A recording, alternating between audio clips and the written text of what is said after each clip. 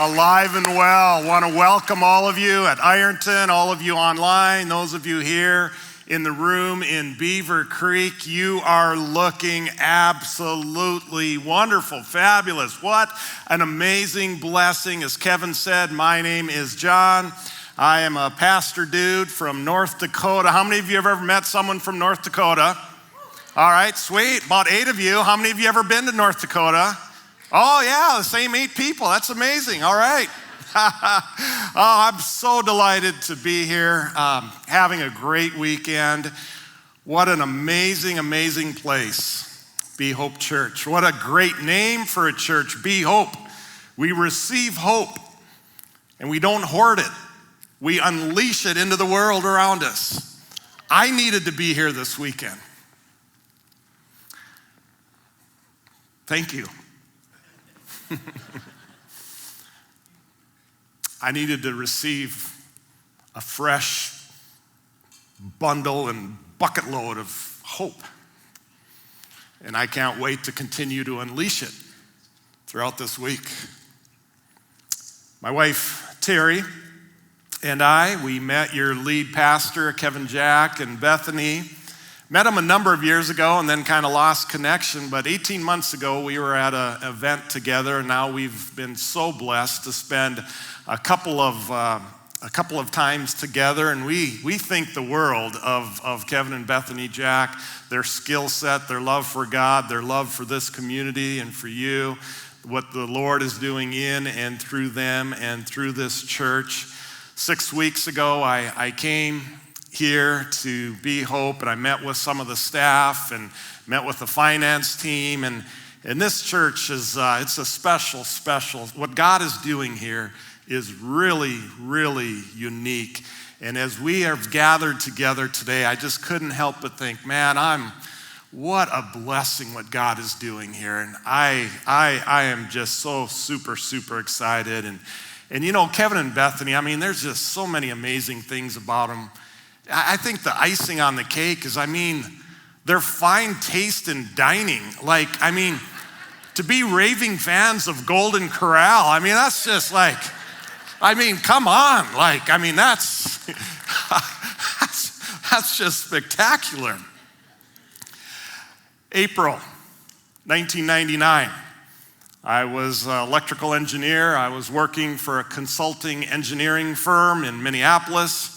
I was designing high voltage electrical substations, those wonderful fenced-in areas full of the big power equipment. That was what I did, was designing those. I was on track to executive leadership in that consultant company. And in April of '99, I went into my boss's office and I told him I was quitting my job.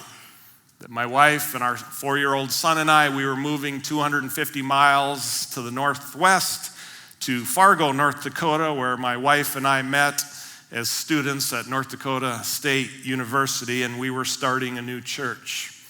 We started that church in our living room with the 3 of us. And there's a book out called Simple Church, and we were the ultimate in simple church. One of us would sing a special, and one would give a sermon, the other one would receive the offering, and the next week we would just rotate. It was just the simplest of churches that you could imagine. Well, as we prepared to move, there were lots of changes, lots of decisions. We were changing careers and changing cities. We had housing and insurance and packing and moving and all sorts of things. Towards the end of that process, one of our biggest decisions was, what were we going to do with Joey? Joey was our son's blue betta fish. Betta fish, they're hardy if you've ever had one. It's hard to kill them off. Joey was a good part of the family. He didn't bark. He didn't get cat litter around the room. There was no vet bills. Maybe once a day you throw a few flakes of fish food, and Joey was good. But with all of the commotion, we had a decision to make. Don't judge us, all right? We flushed Joey down the toilet. I know. We were thinking, oh my goodness, whew, this was a big parenting decision. First-time parents. Well, we moved to Fargo, and we were just praying like crazy that our son Nate would never bring Joey up. And you know what? Woo! 4 months later, we had settled in our new city, in our new house, our new neighborhood, and Nate never brought Joey up. About that time, we were at Walmart. My wife Terry is over in the shampoo and conditioner and all those personal products. And in that day, Walmart had a fish section right by the personal products. I used to push the cart with Nate facing me, and I'd try to keep him occupied as a 4-year-old active boy that wanted to run around. And I remember that one of the things I used to do is push him by the fish so that he could see all the different fish. So I instinctively started to push him down towards the fish as Terry was picking out the shampoos and all those things. All of a sudden, it dawns on me, what in the world am I doing? We've navigated this difficult decision of what to do with Joey, and now right here in Walmart, we're gonna have a meltdown. He's gonna see these fish, he's gonna be reminded of Joey, and I'm thinking someday this guy, my son, is gonna be like in a court of law getting sentenced, or he's gonna be in a counseling room, and he's gonna say, it all started when my mom and dad flushed my fish. My connection, my pet, my pal down the toilet. So now I'm panicking like I've got to get away from this aisle. Well, unfortunately, it was rush hour at Walmart, all right? I had a cart in front of me, I had a cart behind me, I had carts coming this direction. I had nowhere to go other than to keep plowing forward. The fish were off to our right. I tried to distract my son so that he would look in this direction, and all of a sudden he turns his head, he looks at the fish, he says, "Stop!" I'm like, crap. Sorry, Mom. I usually don't say that in front of people. So this is not good. And so he is looking at the fish, and I glance over there, and wouldn't you know it, there in that tank is a blue betta fish. And my son, my 4-year-old son, he taught me something that I want to share with you on this Sunday. You ready for what my son said? He looked at that tank and he saw that blue betta fish and he said, "Joey, what are you doing here?" I said, "Nate, all good fish, like all good boys, sooner or later have to grow up and they get a job, they have a career." I said, "Joey now works at Walmart. And someday you will too, son."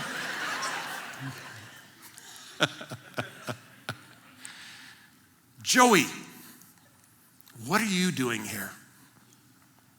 One of the biggest questions that you'll ever ask yourself in life is, what is your purpose? What are you doing here? When you go into work Monday morning, you working for a paycheck? Is that what you're doing there? Get off work, you come home, you open up that apartment door or that house, and you walk into your family. What's your purpose? If you're a dad, what's the purpose of being a dad? Being a husband. I ask myself that question all the time. What am I doing here? So I drove onto the Be Hope property here in Beaver Creek this morning. What am I doing here? I'm here. I'm here to fuel your growth. I do. I get up every morning hoping that I can help one person take one step closer to Jesus. If in some way God can use me, a guy that has his issues still, and a guy who's on a journey, a guy who's not an expert on much of anything.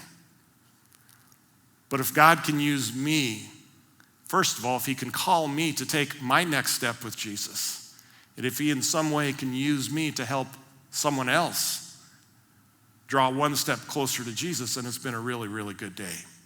So I am here, friends, to fuel your personal growth as well as to fuel your growth as a church body. as the body of Christ. I don't know if you know this. I travel around the country now working with various churches. What's going on here is really, really rare. You are blessed to be a part of a church that's impacting a community, a region, and literally has an influence around the globe.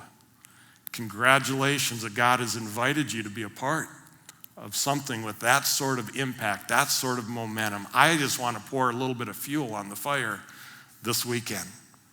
And so 6 months ago, Kevin, when he asked me to come and speak, I'm like, absolutely. I've heard about Be Hope for many years. I've always wanted to come here. Was not planning on coming here to do anything. I just wanted to come early and hang out with the volunteers and see everything that happens and sit in a seat and just appreciate and enjoy. I was not expecting this, so I'm like, I absolutely would love to come.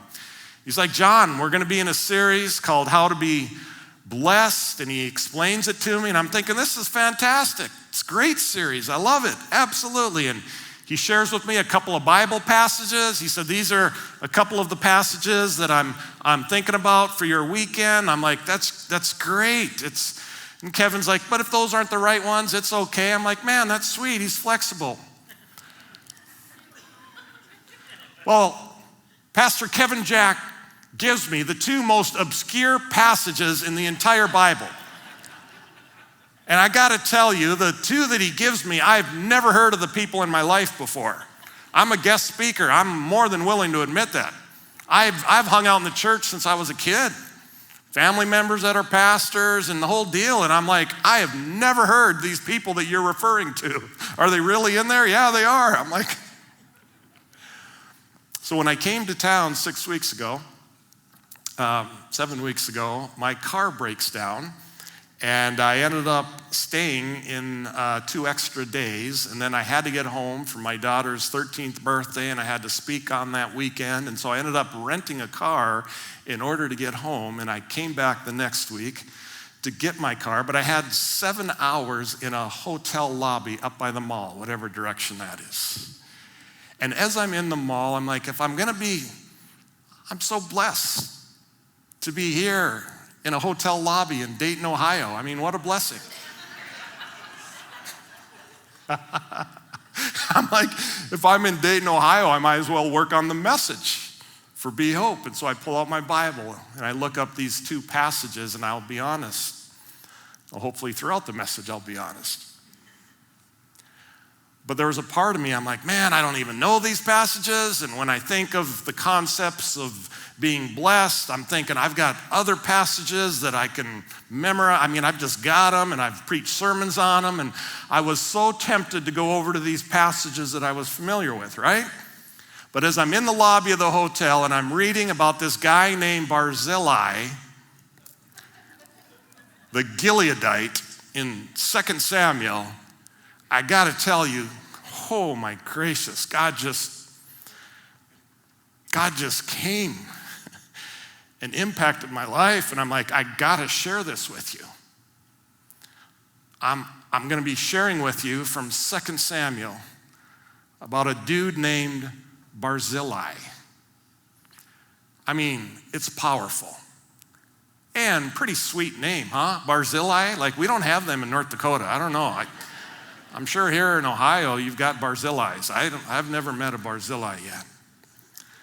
So I'm going to go to 2 Samuel chapter 17, kind of talk a little bit about what happens in chapter 18, and then we'll go on to chapter 19, all right? So if you've got a Bible or your phone, we'll have it up on the screen, of course, as well, and online. And so we're going to be in 2 Samuel chapter 17, verse 27. Just a tish of background before we stand and read that scripture. David was the king of Israel.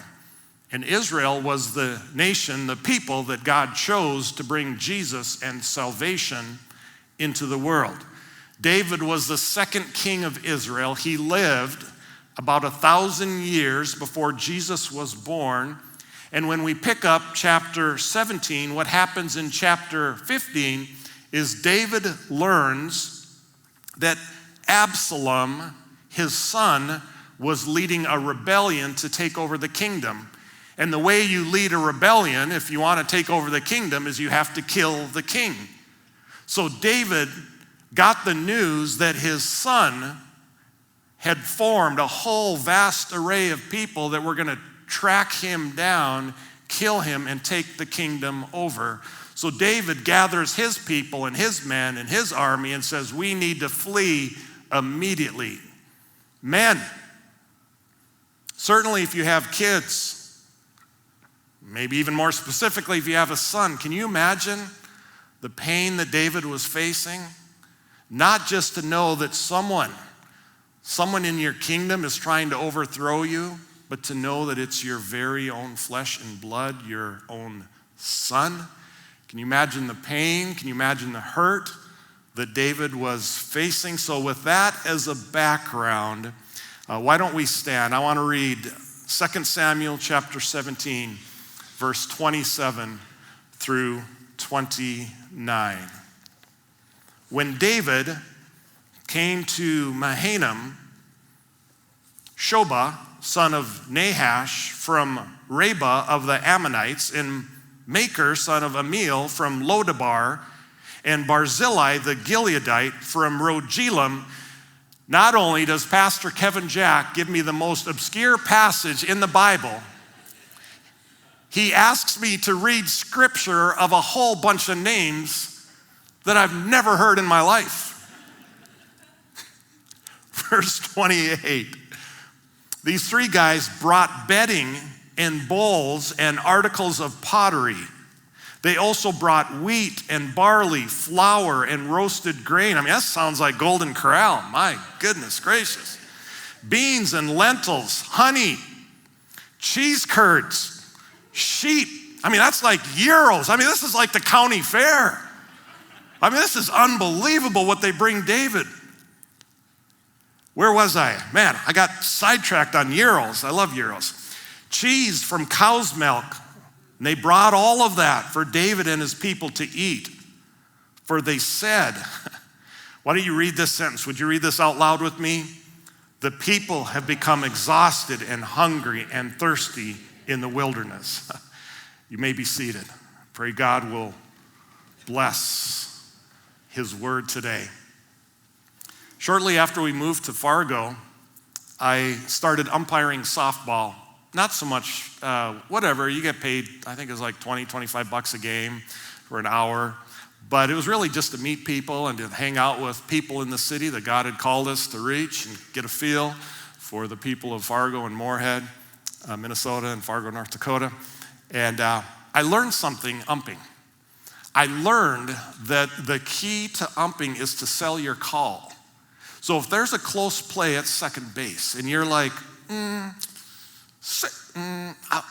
not sure, like, do you have an opinion? I think, yeah, I'm pretty sure you were safe. If you hesitate and you're unsure of yourself, you hear words that most pastors don't hear very often.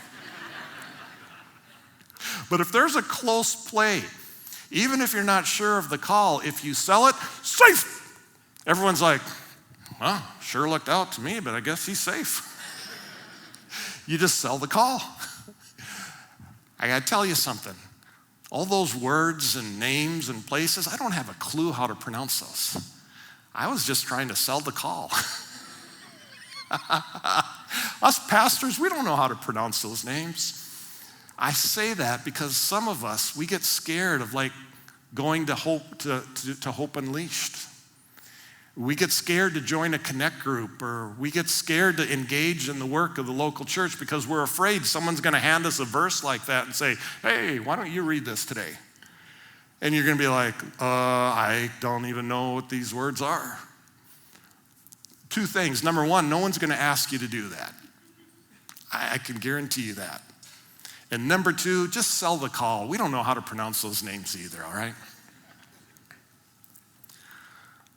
Barzillai. When you and I realized that we live as blessed people, we don't focus on our needs and accumulating to meet our needs. We don't live that way. We look at the needs of others. We look at those who are exhausted and hungry and thirsty physically, spiritually, and we bring them the best that we have to offer.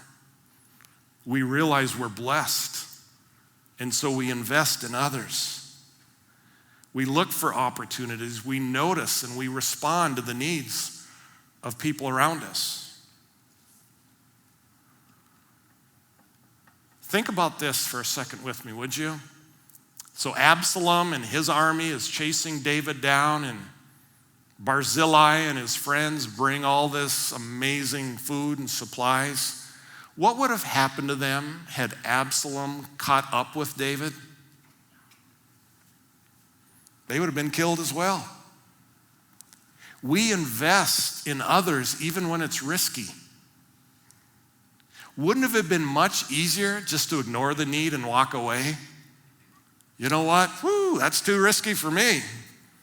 I'm just going to pop my television on and watch the 7th NFL game this weekend.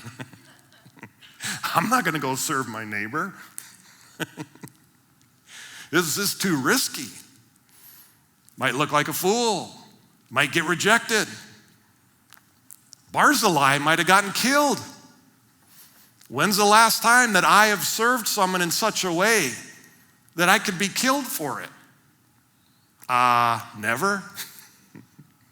Yet how many times do I hesitate? How many times do I stall in doing what I can to invest in the lives of the people around me? So chapter 18, we learn that David's men and Absalom's men do indeed.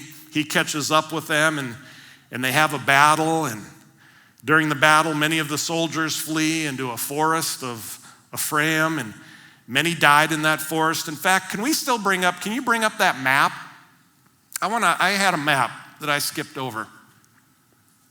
There we go.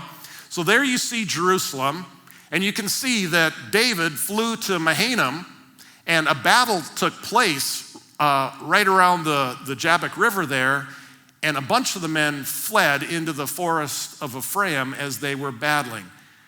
I wanted to show this to you because these are real cities that you could still go to. These are real places. These are real people. This isn't a fairy tale. It's a geographical place. So what happens in chapter 18 is, as the battle goes into the forest of Ephraim, there are many who die. And one of the people, David said, "Do not harm my son.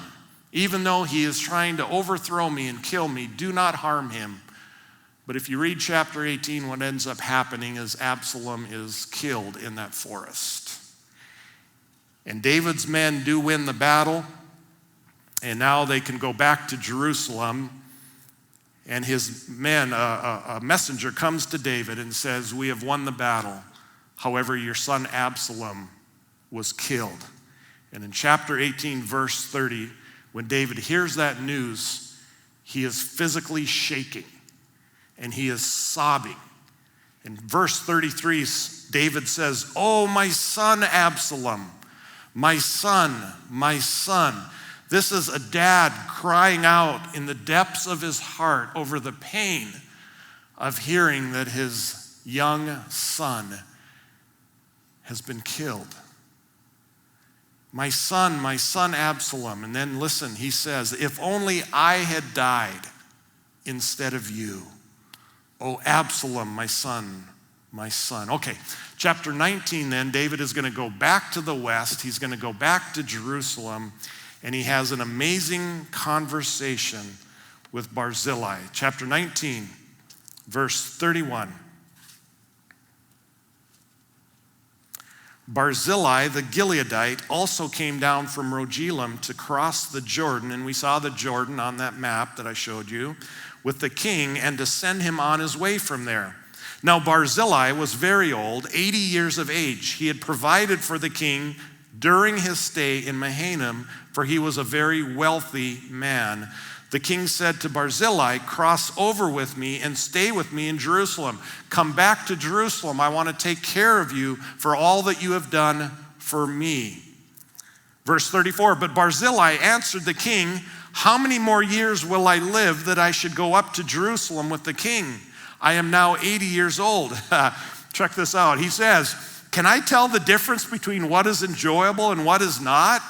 He's like, "I can just sit in my recliner and it's just as much fun as jumping on a motorcycle and driving through Ohio. He's like, I'm old, all right? He says, can I still hear? Oh, before that, can your servant taste what he eats and drinks? He's like, take me to McDonald's or take me to expensive steak. It's all the same. And then he says this, he goes, can I still hear the voices of male and female singers? He's like, Foo Fighters, Whitney Houston, it all sounds the same to me. There's nothing different.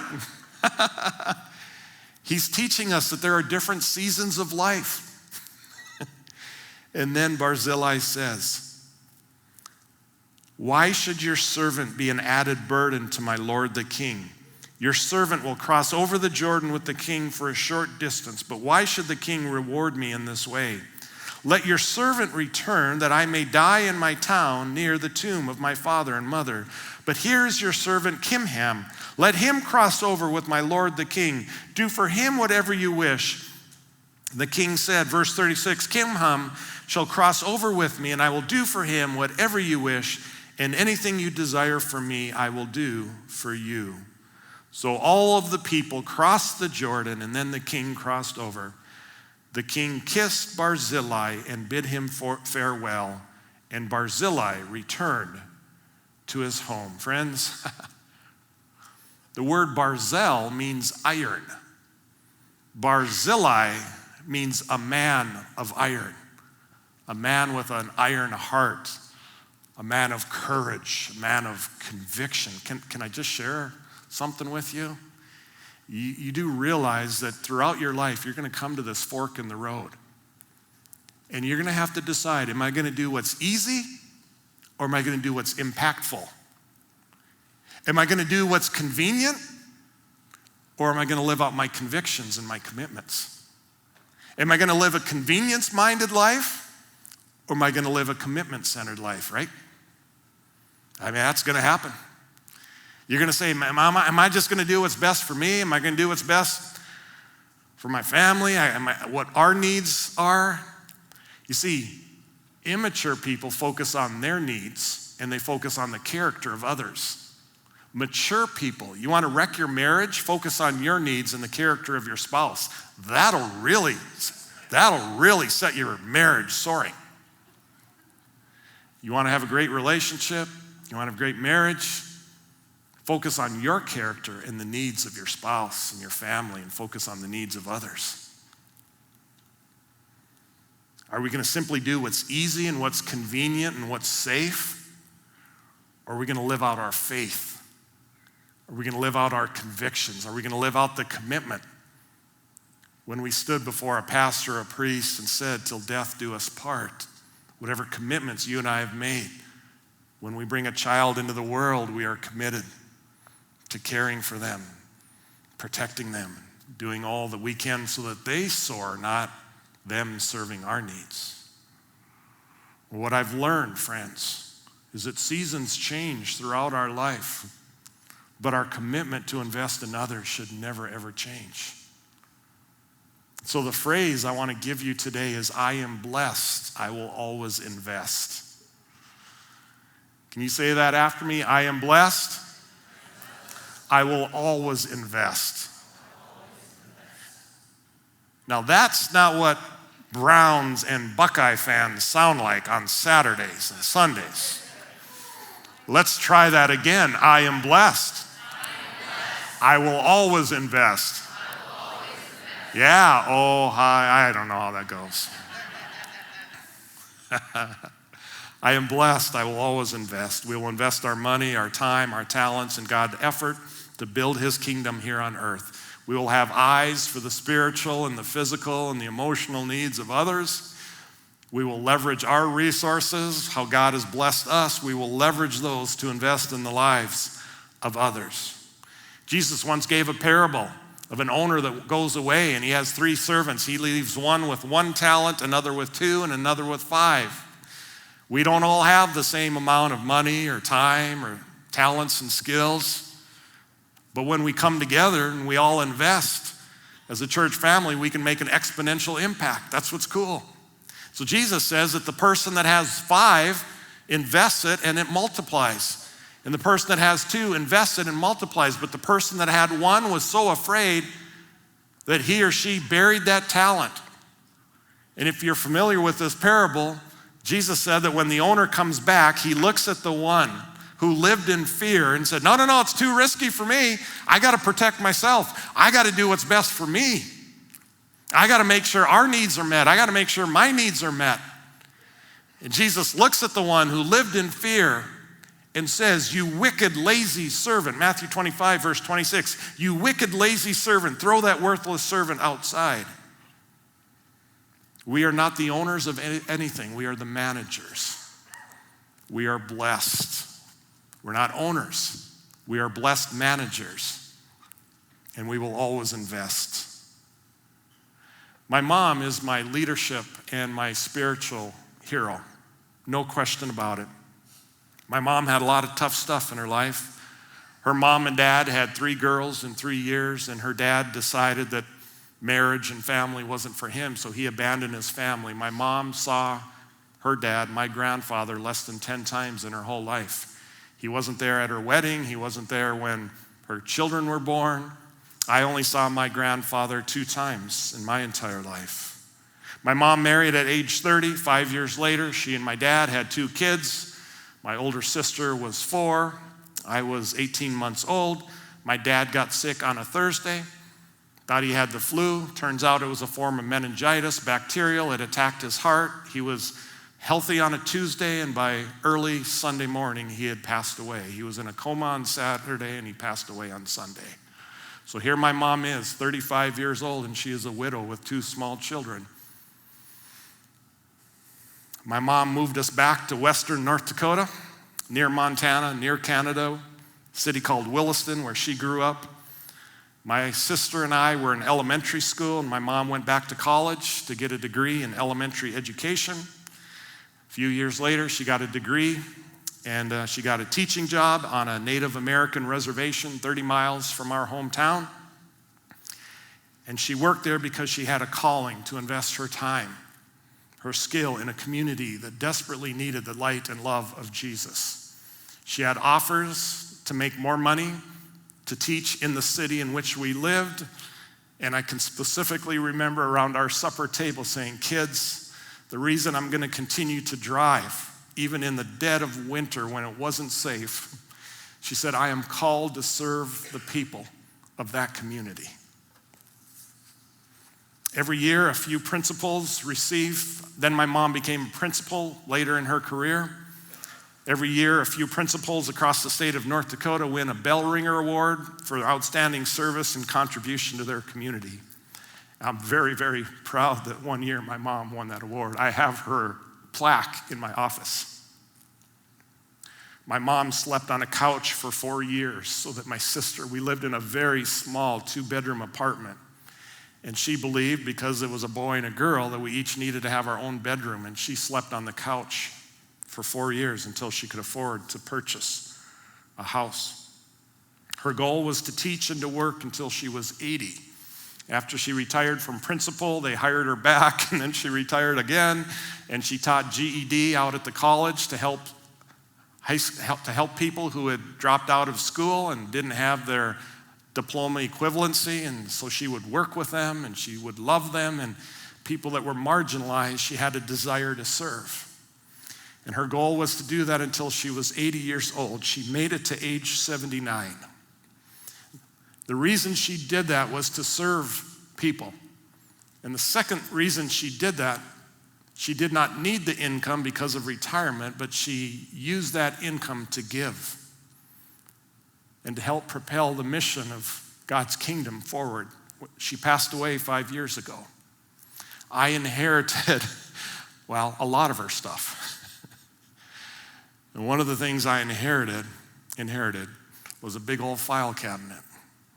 And when I pulled out one of the drawers, there were all of her tax returns for 50 years. And I didn't look at all of them, but I looked at a few of the most recent years while she was still working. And there were years that she gave 30, 40, 50% of her income away to charitable contribution. She worked in her 70s to invest in people and to invest that money in God's kingdom.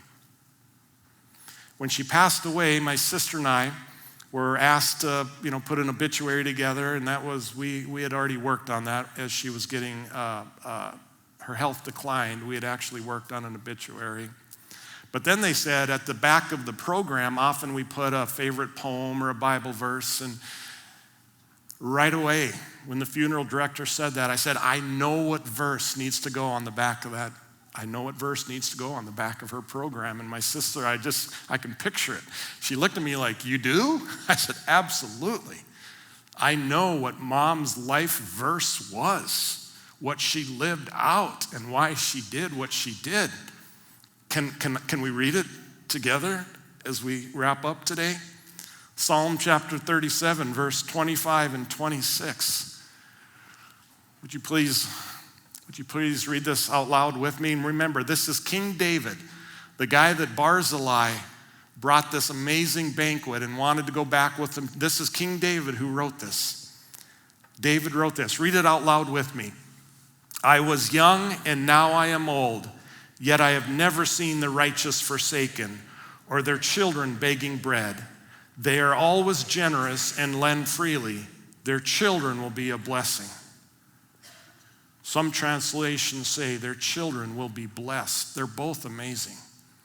Their children will be a blessing to others. Their children will be blessed.